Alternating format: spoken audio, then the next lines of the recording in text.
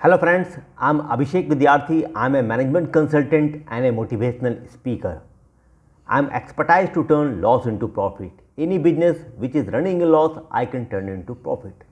आज मैं इस वीडियो के माध्यम से 3 शब्द के विषय में चर्चा करूंगा। शब्द है इकोनॉमी, मॉडर्नाइजेशन एंड एम्प्लॉयमेंट। ये 3 शब्द का मैंने चर्चा किया और ये तीनों शब्द एक दूसरे से लिंक है, संबंध है ये तीनों शब्दों का। इकोनॉमी एक बहुत ही व्यापक शब्द है। इस इकोनॉमी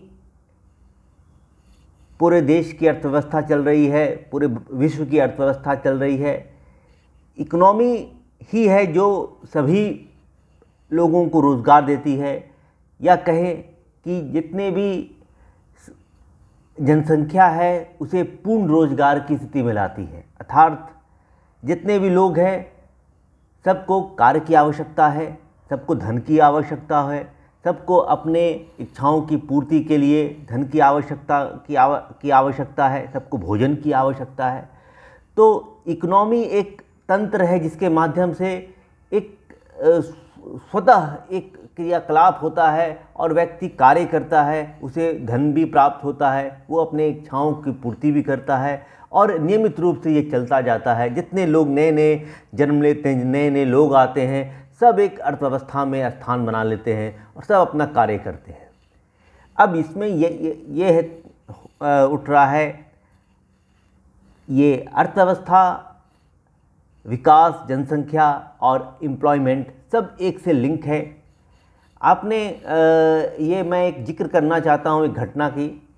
जब कंप्यूटराइजेशन हो रहा था इंडिया में, तब बहुत लोग उसका विरोध कर रहे थे। LIC हड़ताल में जा रही थी, बैंक हड़ताल पर जा रहे थे। सब कह रहे थे कि इससे जो कंप्यूटराइजेशन हो रहा है उससे उस वर्क फोर्स की कमी की आवश्यकता नहीं रहेगी, सब कंप्यूटर कार्य कर लेगा और वो लोग बेरोजगार हो जाएंगे। ये स्थिति हो गई थी, सब उसका विरोध कर रहे थे। लेकिन उस स्थिति में सरकार ने जो कंप्यूटराइजेशन है, जो मॉडर्नाइजेशन है, उसको लागू रखा। और अभी हम आप देखते हैं, आप देख रहे हैं कि अभी की स्थिति में रोजगार की और अधिक संभावनाएं बढ़ रही हैं। हर क्षेत्र में रोजगार हो रहा है। तो अर्थव्यवस्था के विषय में मैंने चर्चा किया। एक तंत्र है जो स्वतः कार्य करता है, व्यक्ति कार्य में लग जाता है, धन प्राप्त करता है, अपनी इच्छाओं को पूर्ति करता है। अब मॉडर्नाइजेशन, अगर आप देखेंगे कि पुराने समय में व्यक्ति केवल भोजन ही करता था, कि भोजन की आवश्यकता ही थी, बस भोजन ही पूरा। फिर कुछ जनसंख्या बढ़ी या कुछ लोग का वर्क फोर्स हुआ, एक नया इन्वेंशन हुआ, कुछ लोग, कुछ नए कुर्सी हो गया, कुछ खटिया हो गया, इस ढंग के कुछ सामान के उत्पादन करने लगे, तो उस जनसंख्या में लग गई। फिर उसके बाद कुछ हुआ तो कुछ हर नए नए वस्तुएं का उत्पादन करना शुरू किए। तो आप अगर देखो तो इस जितना नए वस्तुओं का उत्पादन होता है, नए वस्तुओं का आविष्कार होता है, उसके बाद जब उस नए वस्तुओं का विकास होता है, उत्पादन होता है, तभी एक बहुत बड़ी जनसंख्या उसके साथ जुड़ जाती है और वो फिर अर्थव्यवस्था में अपना स्थान बना लेती है। तो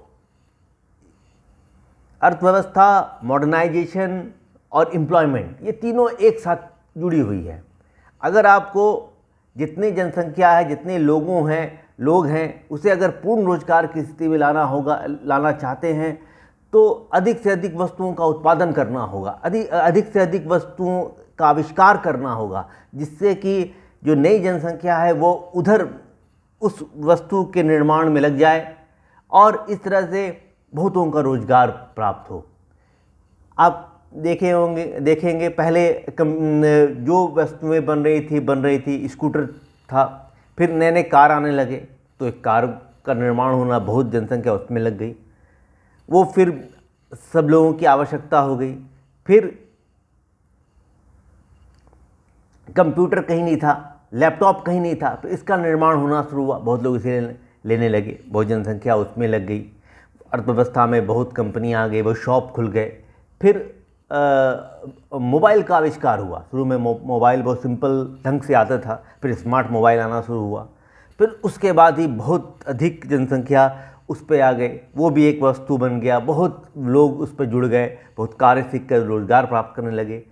तो यही है कि अगर हम चाहते हैं कि भारत की जनसंख्या को रोज़गार, सभी जन को रोज़गार मिले, तो हमें सरकार को हमें एक नए नए वस्तुओं का निर्माण और आविष्कार के विषय में सोचना होगा। अगर जितने अधिक वस्तुओं का निर्माण होगा, आविष्कार होगा, लोगों के जीवन स्तर बदलेंगे, तो स्वाभाविक रूप से लोगों को रोज़गार मिलेगा और अर्थव्यवस्था अपने पटरी पर रहेगी, पूर्ण रोजगार की स्थिति में रहेंगे। जितने लोग हैं सबको जितना से जितना कार्य करना चाहेंगे, कार्य मिलेगा। मैं ये वीडियो यहीं पर समाप्त करता हूँ, फिर मैं दूसरे वीडियो के साथ आप सबके सामने फिर आऊँगा। धन्यवाद।